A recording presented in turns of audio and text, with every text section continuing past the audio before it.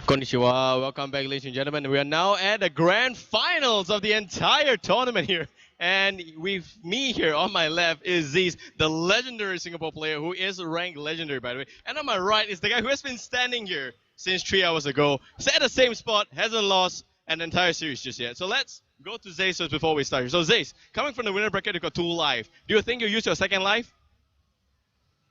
I'm not too sure, but I'm pretty sure he's a good player. So I appreciate he's a good player. Okay, anything you'd like to say to Unistar? Best of luck. That's all. Okay, and I hope you can do the math because Carol can't. And that's it. On Unistar's side, congratulations for starting again. Hello, ni hao. So, do you have any feelings right now? You won both Krezek and Carol were previously thought to win this tournament. I have something to say to someone.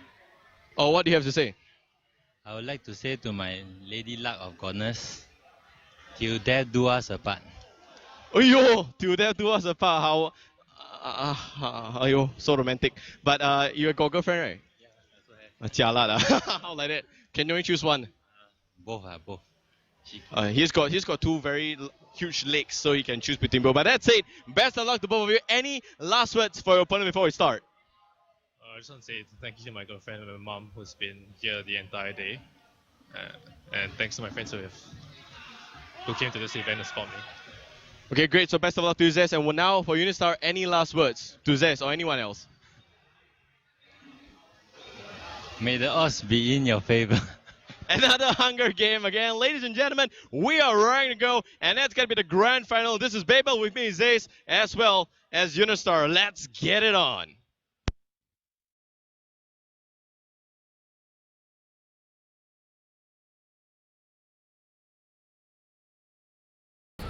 Well met, ladies and gentlemen. Grand finals. Yeah, okay, let's just get the cartridges. Grand finals, ladies and gentlemen. 2 lives was there's 1 for Unistar, and that's gonna be well on the way right now. For sure. Yep. I mean, I'm so excited this grand finals. We saw a really awesome plays coming up from Unistar in the previous game. You know what? I just want to jump right into this game. Yeah, there we go. So game 1, and now it's gonna start real soon. And I think that both of them are gonna choose the decks quickly. Yeah, I hope so. I think they're just deciding. I'm not sure exactly what they're gonna go. You know, let's place some bets. I think Unistar is probably gonna start off with his rogue. What do you think? Well, Unistar, I think it's gonna go for Druid first. All right, let's see whether or not we're gonna get it right over here. Starting the game. You know, I'm so excited. I sneak peek.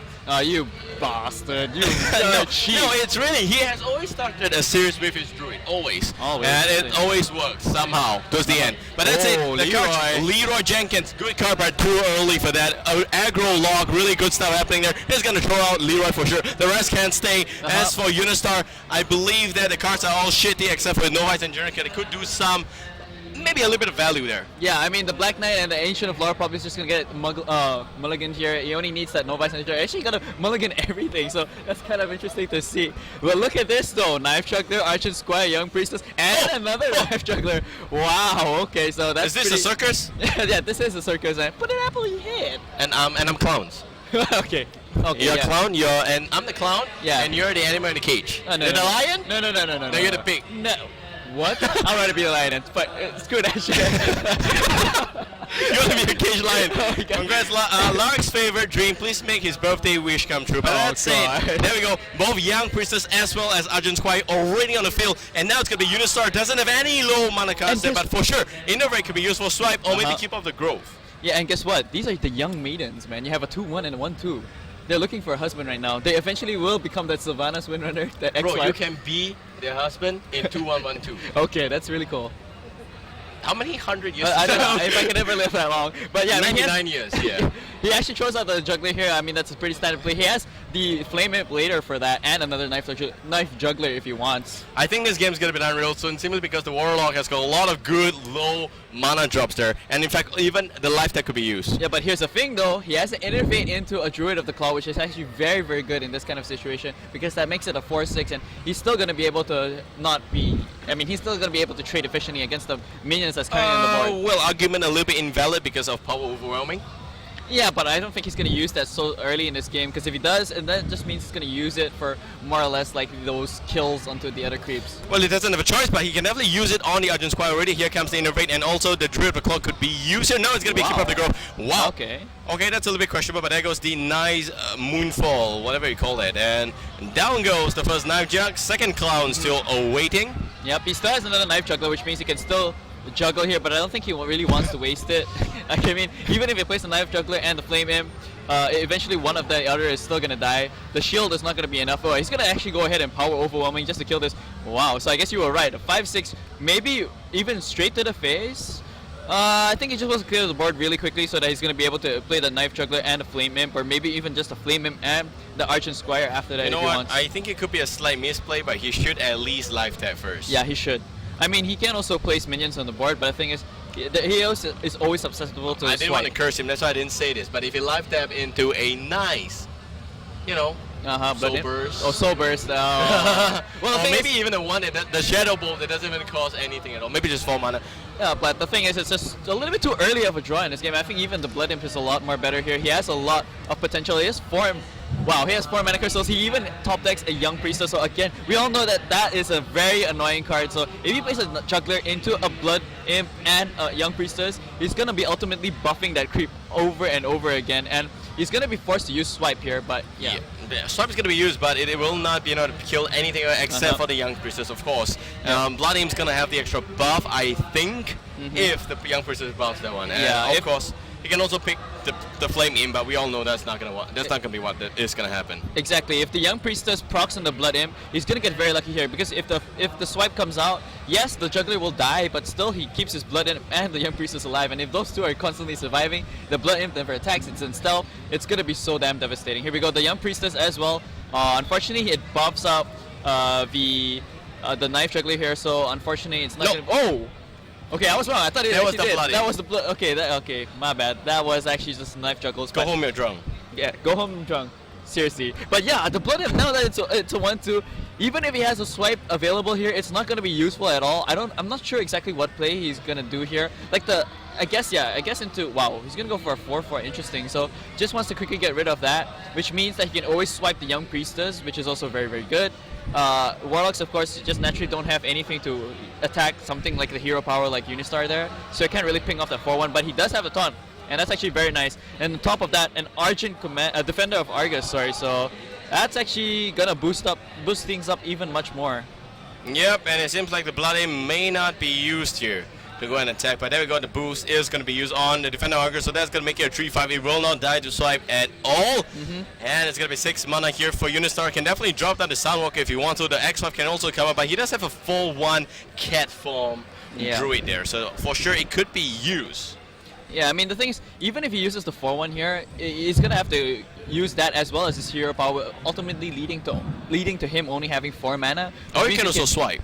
Yeah, I mean, he could swipe here also, but he can't really. Like, the swipe wouldn't kill the taunt either. He would still have to trade his 4-1, and then there's still the the Blood Imp. I mean, not the Blood Imp, the Young Priestess to worry about, because that thing is just so annoying. Exactly, and that's it. Well, a lot of extra play could be used here. You can also drop down the Soundwalker, but I think it's just actually going to swipe them all. And they're going to take a little bit of extra beating, and down goes the Void Walker. He's going to use a hero power to kill away, but Nice. Yep, there we go. Invisible Taunt is not a taunt. Yeah, of course. Yeah, unfortunately, that doesn't make the game bug out, because I actually thought that it could be a cool feature, having to attack it, but it says you can't attack. But he actually gets his Arcane Golem here. Oh, he gets a Shadow Flame as well. That's pretty good, but he doesn't really need that now. The Flame Imp is there. I don't think he's going to send his Blood Imp to attack. He's actually going to go ahead with the Arcane Golem, so just going to charge in. I guess that's kind of okay, because it's a 4-3. He can't really... I mean, his opponent can't really do anything. I guess he should be a little bit afraid of a swipe, but even then, he has to address either the Flame Imp or the Arcane Golem. Yeah, but the swipe already being used in the previous turn is not going to be available for use in the next one as well. He will have maybe I think 8 mana, because he does have extra mana crystal because of that Arcane Golem. Correct, Arcane Golem. Wow, he actually just hits the face there because he wants to get the taunt up. He doesn't want his Arcane Golem to die, which is actually pretty good here. Because now that forces his Archon Commander not to have the ability to actually attack into that Arcane Golem, so that's why he's actually gonna go with the Druid of the Claw into a 4/6 bear. So, I mean, the bear farm is pretty decent here, but there is a Shadow Flame available. But the thing is, it's still not gonna be enough. I mean, you can trade the Argus because the Argus is probably gonna die anyways. The taunt should probably just be saved. I mean, he can always use the Fortree for other things after that. But he's just gonna go ahead and tap here. He has a Shattered Sun and the Dark Iron. And the Dark Iron is going to change things really nicely as well. We'll give extra 2 damage to anyone at all in the board. They could nicely now sacrifice the Arcane Golem to just nicely nullify that taunt. But what is he going to do? That's the question, Zeys. He does have a few, well, steps he could really do. He can also do Shadow Sun Cleric, of which will be pretty viable, but he needs to kill the bear. Yeah, the thing is, with that taunt in the way, it's going to make his life a lot harder, especially seeing as to how he needs to quickly rush down Unistar. And Unistar, once he reaches that, I mean, he's already reaching that late game. He has a lot of big creatures. He has the Ragnaros, he has the Sunwalker, he has the Sylvanas Windrunner, and the Archie Commander. So there's a lot of things on the board that can actually help him out. Yeah, exactly. There we go. So 15 health, Unistar up against 19 health. It's taking a really long time to think about this, but he has got to be really careful. You don't end up like Kero, then do the math. And that's actually going to be the joke for the entire tournament right now. But, yep, it is going to be a complete fair trade there. Yep. That's again going to be 6 damage to the face if he wants to do that, but it's going to be a free extra buff, so at least the Blood Imp doesn't die, and that's going to be a 3/3, 1 extra damage there onto the face of the druid, so he will have only a single-digit 8 health. Yeah, look at that. I mean, he's going to be able to quickly rush him down. And I mean, the only response here that Unistar has is he definitely needs to throw out a taunt, because he can't effectively trade. I mean, he's going to have to hit as well as use hero power to destroy that Blood Imp, and I mean, that will help out a lot. But the thing is, he definitely still needs to play that Sunwalker, because if not, that 4-3, and I mean the 4-2 and the 3-2 is definitely going to hit his face after that, even if he loses that Blood Imp. Yeah, exactly, and that's going to be a bit of a trouble. Don't forget, there's still the Dark Iron Dwarf in Zeys' hand. That's a Unistar. That's going to be playing stupid to throw the Ragnaros right now. But there goes the Archie Commander. Archie Commander is going to be able to just nicely kill out the Blood Imp. And that's going to be a little bit useful. He also is going to sacrifice the Harvest Golem, so that's going to be an extra, nice little version 2 of the Harvest Golem. And that's a little bit of a good news there. Nice card draw as well. He just draws the Ancient of War. Very good for Nate's turn. Okay, now here's the thing. Okay, he's gonna life that. Whoa! He's gonna power overwhelming and the Dwarf. That's what we call a top deck at its finest. Hearthstone 9/6. Oh, that damage is insane. And down goes Unistar for the first game, and that's the grand finals for you, man. Zeys is gonna be able to just nicely walk in. By the way, his Warlock deck is his best deck. It is. Without a doubt, it is very nicely crafted. It's very balanced, and the best part about it is that he's able to take down decks that you don't just least expect it, because of power overwhelming, something that will always work in his favor. And the thing is, he was able to draw out, top deck that power overwhelming, which was the biggest factor into it. And on top of the fact that he has the Dark Iron Dwarf, he had a lot of mana at the time as well. And you know what? I think that is his deck that he has only lost once. Yeah, I think so. I haven't really only made the math there, but so that is a really good stats to say. But that being said, ladies and gentlemen, let's go into game number 2 real soon. And it's again going to be Zeys against Unistar. I've said this before. Zeys is going to stay on his lock, and I think Unistar might have a few other options to choose from. He might actually want to go for the Shaman deck, which is absolutely great control up against an aggro lock. If you just win the early game, the mid game, you definitely can win it in the late stage as well. Yeah, that's it. There we go. He's gonna go for Shaman. I mean, like, Shaman is the only closest thing that he has to actually coming close to actually defeating the Rush Warlock. The thing is, Zeys, for some reason, RNG gods are just like showering faith into him. They're always looking over him and giving him all the right cards every time. So it's kind of insane to see that. I mean, here's the thing, let's just look into the game really quickly. Unistar, look at that. He has a Loot Hoarder, Feral Spirit, a Lightning Bolt, and a Rock Biter weapon. Wow, a lot of good drops here. It can mulligan, maybe even a Rock Biter weapon if he doesn't need it. Lightning Bolt even if he doesn't. Yeah, and that's going to be good news. But that's it on Zeys' hand. A little bit of a shitty draw there from Shadow Flame, but the rest is very good stuff. So he is definitely going to want to keep the Voidwalker as well as the Flame Imp, and those are really good cards to have in the early stage. He does have the first mover advantage, and that should be a Flame Imp. But there we go. Knife Jack also going to come out. That's a really good draw so early in this game. Yeah, I mean, in this kind of situation, what kind of power over? That's insane. He's gonna go ahead and throw out the Flame Imp first. I guess he should be a little bit worried about it, like something like a Rock Biter weapon, which I don't think he knows that is in the inventory of Unistar there. I think he's probably going to use that straight and destroy that, but he has a Lightning Bolt, which is possible here, which means in the next turn, yes, he can still throw out the Loot Hoarder because he has the coin, and eventually at turn 3, he's just going to play the Harvest Golem. So I guess in that sense, it's a really good exchange there. especially seeing as to how Zeys just did 3 damage to himself. Yeah, and it's a little bit sad to see because the benefit of being on the second turn is that once you're a shaman, even if you have that lock there, it doesn't really matter. But of course, it has a little bit of extra effect, but still, the coin will nullify that. That's it. I think he still will be able to throw the loot hoarder, but right now he's actually just going to use the rock glider. Yeah, I guess, you know, just making sure to quickly destroy the knife juggler is probably the better choice here because he doesn't want to have that constantly on the board because you can always buff it up and it's actually very, very scary once it's buffed up and he keeps throwing out those knife juggles.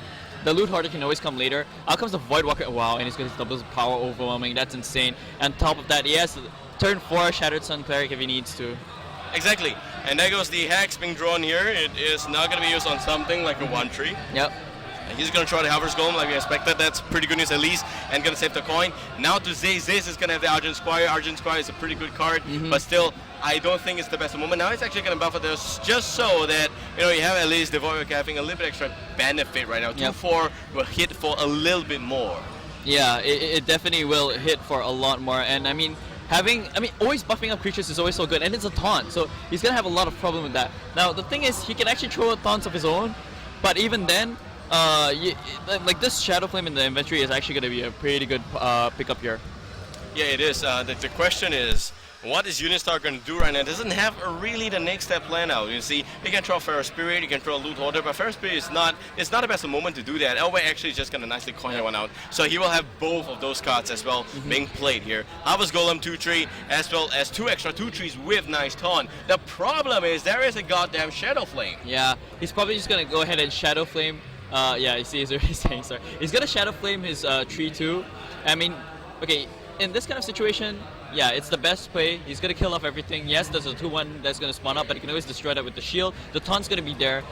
The next turn, he can already use the Dark Iron Dwarf and hit face again. And don't forget, power overwhelming. We might actually see a Void Walker taunt killing him. Yeah, but the problem is here comes the Earth Elemental, but because of Overload, he will not be able to use that. And this is no Druid, no Innervate, of course, and the coin already being used. Even if he has the coin, he cannot use it this turn. So a little bit sad to see that as well. He does have 2 hexes, but the problem is you don't want to hex a 2-2, neither do you want to hex a 1-1. He will only end up throwing probably the Totem. Yeah, I mean, he has no choice here. He doesn't really have enough of an option to do anything. Even if he chose the 2-drop the Blood Mage Talanos, he wants to keep that for his Fork Lightnings and all his other spells. Yeah, you see right there, you see the token. I mean, not token, sorry, his totem. And right now, wow, he has another Void Walker here. Now, here's a question. I mean, he's definitely gonna buff up either the Argent Squire or maybe even Taunt itself to deal a little bit more damage. And the next turn, if he power overwhelming, I think he should have more than enough damage to do something. Wow, okay, so he can actually do this.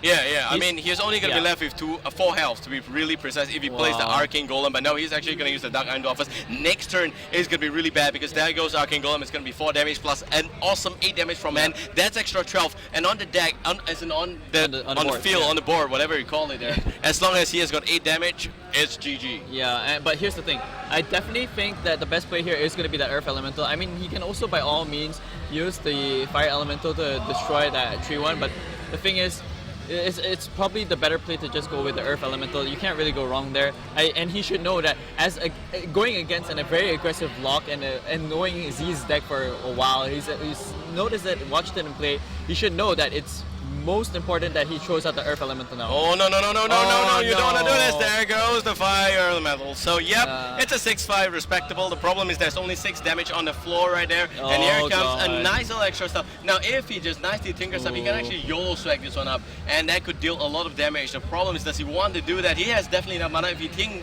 master his own Void, and that becomes a 5-5, that's going to be really insane. 5-5 plus 8 damage from power overwhelming, that's 13 already, plus 4, that's 17. And don't forget, he does have the Arcane Golem. The problem here is that doesn't have enough mana for that, so maybe the combo will be called off today. But of course, it is always valid in the next turn. Yeah, but he's definitely setting up for it right now. I think even just going a little bit risky here and playing the Think Master Overspark would be pretty cool, but I guess it doesn't want to go for that, which means that the 6-5 can actually trade for the 2-3, and there is a Stormforge axe that he just top decked there from Unistar. He can use that to destroy. Well, he can't really use that to destroy anything right now. Well, if Unistar has got 8 mana right now, he'll definitely want to hex down the Dark Iron Dwarf, plus the fact that he would throw out the Earth Elemental, because that's going to be a 7-8. It's going to buy him a lot of time. But because he doesn't have 8 mana, only 7, he will only be able to use 1. And that's going to be the Earth Elemental for sure. And maybe even equip himself with a nice Stormforge egg with the Axe, can deal a little bit damage to just take out that one of the, well, of course, the 2-3 Void Walker, and that's going to deal him extra 2 damage, but still he's going to have 12 damage. Don't forget that's 8 damage on hand for Zeys right now, plus Arcane Golem. That is 12 damage. Yeah, Earth Elemental here is really saving him right now because he can't go ahead and rush him down with that Arcane Golem. He's in fact got a trade here. I think that the better play in this kind of sense would be just to Leroy Jenkins, but the thing he's gonna Tinker Master over. There we go. It's gonna be a 1-1. Oh, it's a 1-1. Oh my God! Oh man! Oh my Look God! At that damage. That's insane. How comes the 8-7? Oh, Chop! Chop 11. Oh, that's a game! Oh my God! Wow, he's rushing him down so fast, and that is the power. He even has Leroy Jenkins for the next turn, and having that 1-1 screw. I mean, it doesn't even matter because he took out the taunt. That is just the power of Zeus' Warlock deck, and he hasn't lost yet. That's 2 wins already. Exactly, and the best part about it is that he nicely calculated all the damage as much as he can. And yep, it's a 1-1, but that's just a sign of things to come here. Yeah. And we're at the grand finals, man, ladies and gentlemen. The best part about this entire series is that Zeys has got 2 life. He doesn't even need a second life. It seems like it's straight out 2-0 already, and I believe we're ready for the last game here. Possibly the last game at Hearthstone Alley Tournament Singapore, and I do believe we're ready for that. So game number 3 is going to be well underway soon, and it's going to be the Warlord up against the last and final deck of Unistar, the Rogue. Yeah, I mean that Rogue, he had a lot of good plays there with a lot of the placement and, well, not really placement, but the fact that he was able to combo his cards very nicely. The plays were very, very good, but here's the problem. Again, as a warrior, and having the ability, yes, you have a 1-2 dagger, and you're gonna try to trade with minions. But the thing is, you're still taking damage, and as a warlock, that's what you want to have happen. The more damage he's gonna take, the better you are in the game. Like this, you're securing your spot even better. Let's take a look at the hand of Zeys, though. I think he's just gonna mulligan everything here. There's really no need for anything. I mean, the Shattered Sun can be pretty good, but you look at Unistar's hand. Backstab most probably is gonna be eviscerate as well. Defender of Argus, and maybe it could be a possibility, but Argent Commander maybe not. Yeah, for sure we can save those cards there. But for sure, I think that even Defender Marcus might be trying to about, oh, what the hell is he doing? Unistar. Mulligan everything. He's thinking about it. He's like, I'm going to suckle the reds. Yeah, and meanwhile, Zeys completely mulligans everything. He gets, it's going to be a mulligan everything except for backstab for Unistar. But he will get a Shadow Sun Cleric against SOS Void. Wow, okay. And that's really insane. Yeah, I mean he's having such a good starting hand. He has a taunt already. I think playing the Divine Shield is actually a kind of a better play in this kind of setting here. I mean, he can always throw out the taunt if he wants, because that means that if any chance of a coin into something else, the taunt will still survive. Yep, and even though the backstab is going to deal 2 damage, it will not kill the Void Walker. And it will also not kill the Argent Squire. The only thing he could really do is nothing. Unistar has got a lot of 5-drop, 6-drop, 8-drop. The question is, can he survive that long up against a, wow, look at that, a really aggro lock here. So definitely he can nicely life tap, or he can throw down the Argent Squire. There goes the Squire. That's going to be able to deal 1 extra damage next turn. Soulfire could be used, but he will save that for last damage, of course. And he does have 2 power overwhelming in the deck. So if he stacks that up nicely with Soulfire, that's going to be 12 damage off the hand. Yeah, and here's the thing, like, he doesn't need to worry too much about placing a lot more minions, because he knows that, I mean, he's seen Unistar's deck before, so he doesn't need to worry too much about getting board clear. And especially as a rogue, you don't really have much board clear. The only things are like maybe like Vanish and Blade Fury, which isn't the best in that kind of setting. He actually used Deadly Poison there. I guess that's the only option he had in this kind of situation. But now he's gonna buff up that 1/1, or he can even throw out the Flame or even the Harvest Golem. I think even Harvest Golem would be kind of the better play here, but I guess buffing is also always good. Yeah, Harvest Golem is going to be able to give him a little bit extra board advantage. Look at a hand of Unistar, doesn't have anything at all for the next turn. That's going to be really scary. He does have a 3-1 dagger, but here comes the backstab though. So RNGesus is in his favor a little bit there. The backstab, double backstab is going to deal 4 damage, but it is not going to be worth it to use this kind of cards up against the Harvest Golem. So it's actually going to just nicely smack his face there. Yeah, well, even with the backstab, you can't use it again on a damaged target, so that's really unfortunate. He's going to go ahead and backstab the 2-1 because, you know, that's just a very viable target. He can't really backstab the 1-1 because that's the shield is there. And yeah, he lost a minion, but now he can just he utilized the fact that Unistar had to blow both. Well, he had to blow a backstab and his 1-3, 3-1, sorry. Yeah, true one there. The weapon in his hand, of course, and that's a flame aim is definitely a viable option as well. You want to throw a Shattered Stun Cleric to just give it, give your Argent Squad to make it into a 2-2. It does have the free shield though. I think that actually the Void Walker would be the better play on top of the Shattered Stun Cleric here. Yeah, of course, the Void Walker is going to be able to just nicely take up a little bit extra damage as well. And seeing the hand of Unistar, there's nothing to really do, but of course Zeys doesn't know that. And there goes the 2-2 Shattered Stun Cleric effect onto Argent Squire. Argent Squire can deal 2 damage this turn, but what is his last play going to be? He can definitely throw out the Void Walker or the Flame Imp. Yeah, I mean, it's taking some time to consider whether or not he wants to go for the Flame Imp with the Void Walker. I think the Void Walker is just a safer play. If you want to go a little bit more aggressive, then of course you're going to throw the Flame Imp, but you have to remember, what if there's suddenly a Deadly Poison or another backstab, because the other backstab hasn't been used yet, and we can actually see from here, Unistar has another backstab. Exactly, and there we go. The nice flaming damage being dealt onto to the Warlock. So he takes 3 damage there, but no problem. Here comes the South Sea deckhand, and that's going to be a charge already because of the weapon in hand. That's going to deal 2 damage. Even the backstab is going to be used on the Flaming. Flaming goes down, and it seems like it's not going to be the best of moments there for the Shattered Stun Cleric. He gets addressed by the South Sea quickly, and he does have the extra 1 damage coming out from the hero, of course, and that's going to be just nicely pop the bubble. Yeah, much value there for him because he actually destroys his high value minions there with a 3-2 and what was it? I can't remember the other minion over there. He has a Defender of Argus now and a Void Walker. See, this is the reason why I preferred the Void Walker play. It was the safer one. He at least still has the Defender of Argus here, so he's going to be able to do 5 damage, or actually not 5 damage, 8 damage in the next turn on top of a Soulfire, which means that's about what, 12 damage? Yeah. The problem is now it's just right about time for Unistar because the mana is just nicely growing to mana level 5 already, and that's a difference. For here comes the Arcane Golem, and it could be GG Raw player Arcane Golem plus Soulfire. That's a total of 8 damage there, and on the board, you have 6 plus 2. Yeah, he definitely needs to draw the card. It's gonna be a Blood Imp. Yeah. He is actually going to have to wait for the next turn. Of course, he can try the Arcane Golem right now, but that's not going to be best of moments. He want to try the Blood Imp at least because he knows that up against a Rogue doesn't really have board. It doesn't really have board clear. Yeah, and he has a combo already. He knows he can definitely do 8 damage right off the bat. So as long as one of his minions survives, he's going to be able to deal the killing blow onto Unistar after All this. you need is 1 Hunger Game and 1 Survivor. 1 Hunger Game? What? Sir? 1 tribute to survive the entire Hunger Games. Hopefully he doesn't suicide after that. If he does, that's going to be it for Zeys. But that's it. We do have a little bit extra buff coming in here, and that's really well played. Yeah. The Blood Imp being used is going to make sure that the minions will die a little bit harder. And Unistar, man, could be looking at his last game right now. Yeah, I mean, okay, here's the thing. Looking at Unistar's hand, the only thing he can do, well, he has the Defender of Argus. That's actually very, very nice for him because that means he adds a taunt. There is also the Archon Commander, but the Archon Commander won't do as much because there's still 3 damage on the board, and all he needs is just 3 damage.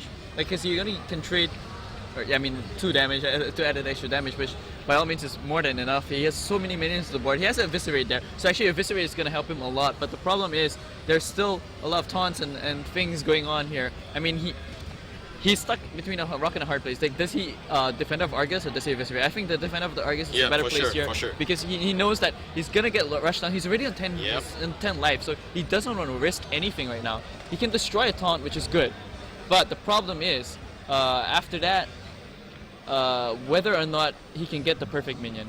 Yeah, and there we go. The draw is going to be power overwhelming. Ladies and gentlemen, game is going to be done here. Now Juggler as well. Well, not really. I do believe that unless the ex-wife is able to pick up something, the Zeys has got the absolute advantage. The game is going to be done soon because of the board. You can see an insane amount of damage, that power overwhelming, plus the Arcane Golem, that's about maybe 8 damage. Soulfire, that's 12 already more now. But now the problem is the 2 taunts, so it could be over the moment the taunts go down. Yeah, the thing is, he can actually go YOLO mode, Soulfire the 6-4, and hope to God that the 6-4 captures the Blood Imp, and then just use power overwhelming on that Arcane Golem and still win the game. Because he has a 3-4 on the board there. Exactly. That's why I said the game's almost done. But I think that he is going to be YOLOing up, and there we go. It's actually going to snatch up the the Defender Argus, and yep, he did the math. There we go. I told you. Yeah. It's going to be enough. Yep. So that's 8. There we go. Okay, animation. 8 damage. And the the soul fire! May your soul burn! That is gonna end the game, man. Wow. Zeys is just insane on this Warlock. It's a new level of gaming. Zeys, the grand final champion of the first ever Hearthstone Alley tournament in Singapore. Zeys really doing it so well. Yeah. He did the math, unlike you, bro. And more importantly, because he knocked out Unistar trio, he just completely showed pure dominance. Yeah. So Zeys, even though he had a second life, he didn't need to use it. Yeah. He didn't even lose the series. The Warlock did was just so good, and that is a good news overall. Yeah, I mean, what a way to end it and win the grand finals. I mean, getting a clean sweep against your opponent who was considered the underdog in the tournament made it really far. I also feel a little bit sad to say that he's gonna be dropped out, but at least he can, you know, rest, you know, easy now that knowing that he's second place. Yeah, well, rest in peace, Unistar. R.I.P. in peace, bro. Of course. The thing is that he is second, but many people expect him to drop out way early in this tournament. So I do believe he already won himself a huge respect. And that's it. Zeys is going to be the grand final champions of this whole tournament.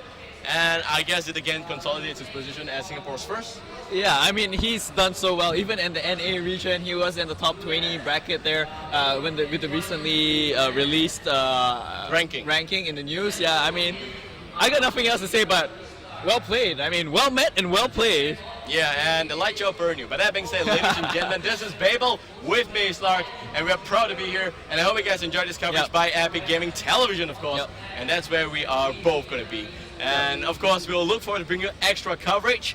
But before we go off, I do believe we have a prize presentation ceremony. But I'm not sure if we'll be able to capture it. So in case we cannot do so, this is going to be it, man. Let's just say our goodbyes. What about you? I have a couple of shout-outs, but I'll give you the shout-outs this time around. We have to follow tradition. It's always Larc first, then Babael. All right. I just want to give a huge shout-out to all the players, and as well as this beautiful place here, this Coliseum, if I'm not mistaken. Downtown. Downtown East. Yes, I'm sorry, I'm Malaysian, so don't blame me. But this is a really awesome venue. We had a lot of work done here. I mean, we have to give a huge thanks to our hashtag production crew, because they did a lot of work. crew, of course. Yeah, a lot of the players here, thanks so much for the games. I mean, they're so excited. I never knew casting Hearthstone would be this much fun. Yeah. This much fun. I mean, the hype is just insane, in my opinion. Of course. Big shout out to EGTV crew, you as well, Babael, man. Thanks for you know, lending me your place and all that kind of jazz. Big shout out to Snowbell as well. She's over there in the corner. Big shout out to Seth, of course, for making it with me here in Singapore. What's up? Yeah, there we go. A huge shout out to each and every single one of you guys out there for tuning in to EGTV. I love you guys. Thank you so much for the support.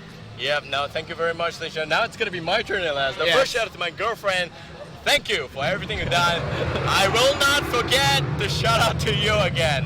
And that's the best part. That's it. Second of all, to Larc and Seth Bear for coming over, especially Larc, because this boy flew on his own budget here just to make this happen. So I hope you guys enjoyed his company as well as mine. I haven't been showing my face because I have been running the show, literally. We set up all the monitors here and we wired everything, the audio cable, the visual cable. It's a lot of a messy sound in the background, but it's crazy. That said, shout out to all the viewers and fans. Do remember to follow us on the EGTV channel, as well as on the Facebook and the YouTube. That's where all the entire series and videos, everything VOD is going to be up on our YouTube channel. So go there if you want to see more. We'll be bringing you more Hearthstone coverage as well. This is Babael with me, it's Larc. See ya. Oh, last but not least, going to shout out 300 Pink friend. Shout out to 300 Pink guys. See you, man. Bye-bye. Next time.